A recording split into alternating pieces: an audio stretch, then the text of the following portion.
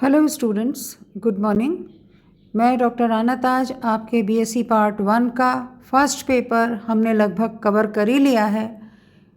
उसमें एक आध टॉपिक बचा हुआ है। आज का टॉपिक हमारा है एस्कहेलमंथीज के सदस्य वोचेरिया बैंक्रॉफ्टी का अध्ययन।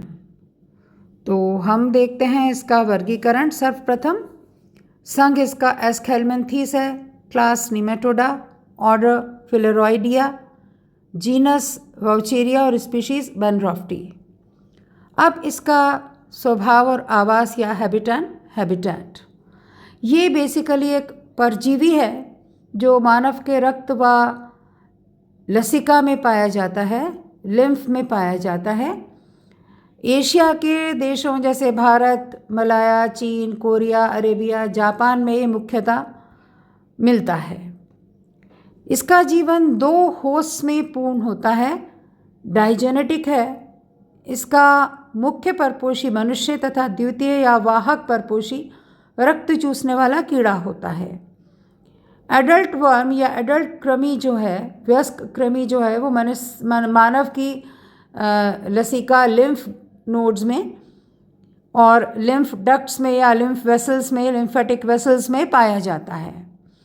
अब अगर इसकी आकारिकी की बात करें, बाह्य आकारिकी की, तो वयस्क कृमि नलाकार होता है और शरीर के दोनों सिरे इसके ब्लंट या भौंटे होते हैं, क्रीमिश वाइट कलर का होता है तथा इसमें सेक्सुअल डाइमॉर्फिज्म, लैंगिक द्विरूपता मिलती है। इसकी लंबाई मादा अधिक लंबी होती है नर की अपेक्षा। इसकी मादा की लंबाई 65 से 100 मिलीमीटर होती है और नर 40 मिलीमीटर तक लंबा होता है। इसके पाचन तंत्र की बात करें तो इसका माउथ अपर्चर या मुख छिद्र बिना ओष्ठों के होता है। ग्रसनी 2 भागों में विभेदित होती है, जिसका अग्र भाग पेशीय होता है और पश्च भाग जो है वो ग्लैंडुलर या ग्रंथिल होता है।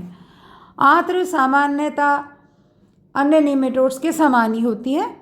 जनन तंत्र में नर में शरीर का पश्च सिरा अधर सतह की ओर मुड़ा होता है, जिस पर अनेक जननिक अंकुर व असमान कॉपुलेटरी स्पिक्यूल्स, मैथुनी कंटक पाए जाते हैं। मादा का जनन छिद्र अधरीय सतह पर ग्रसनीय भाग में होता है। जीवन चक्र की बात करें तो सर्वप्रथम हम बात करते हैं कॉपुलेशन या मैथुन क्रिया की। लिम्फ ग्लैंड में नर व मादा पाए जाने पर ही मैथुन क्रिया संभव हो पाती है। मादा विविपेरस जरायुज या ओवोविविपेरस अंड जरायुज होती है तथा ये मादा अनेक माइक्रोफ्लेरिया जुवेनाइल लसिका वाहिनी में विसर्जित करती है। ये माइक्रोस्कोपिक होते हैं, 0.2 to 0.3 mm लंबे और सॉफ्ट क्यूटिकल के आवरण से घिरे रहते हैं या सॉफ्ट क्यूटिकल से घिरे रहते हैं।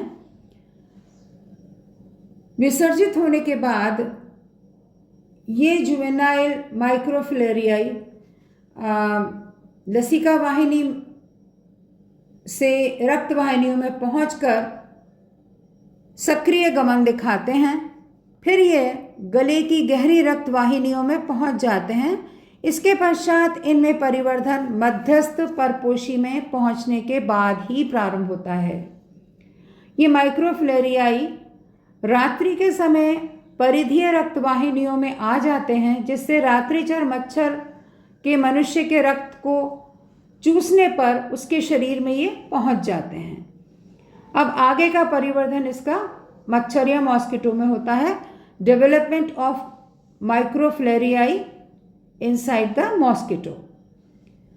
मॉस्किटो के 2 प्रकार क्यूलेक्स और एडीज मच्छर के क्रॉप में ये पहुंचने के बाद अपने बाहरी आवरण को त्याग देते हैं और क्रॉप भित्ति में घुसकर उड़न पेशियों में या वक्षीय पेशियों में प्रवेश कर जाते हैं।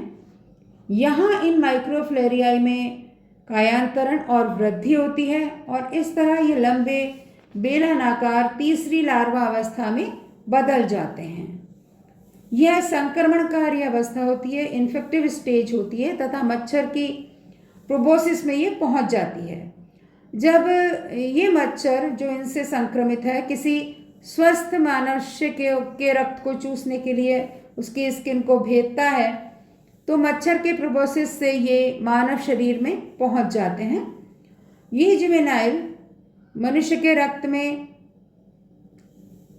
रक्त से ग्रंथियों और लसिका वाहिनियों में पहुंचकर एडल्ट में या वयस्क में परिवर्तित हो जाते हैं।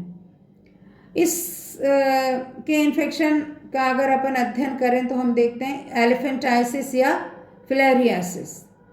वयस्क फ्लेरियल कृमि पैर की लसिका वाहिनियों लिम्फेटिक वेसल्स में लसिका प्रवाह को ब्लॉक कर देता है, अवरुद्ध कर देता है, जिससे पैर काफ़ी मोटा और हाथी के समान हो जाता है। यह रोग एलिफेंटाइसिस कहलाता है। पैर के अलावा ये स्क्रोटम तथा मादा के स्तन ग्रंथियों को भी प्रभावित करता है। इससे रोकथाम, इस रोग की रोकथाम के लिए हेट्राजन एंटीमनी के यौगिक दिए जाते हैं जिससे इन्फेक्टिव स्टेज या इन्फेक्टिव माइक्रोफिलेरियाई समाप्त हो जाते हैं तथा मच्छर काटने से भी बचाव करना चाहिए। इसी प्रकार से एलिफेंटाइसिस या फिलेरियासिस से बचा जा सकता है। तो ये था हमारा संघ एस्का हेलमिंथीज के सदस्य वुचेरिया बैनक्रॉफ्टी। धन्यवाद, थैंक यू।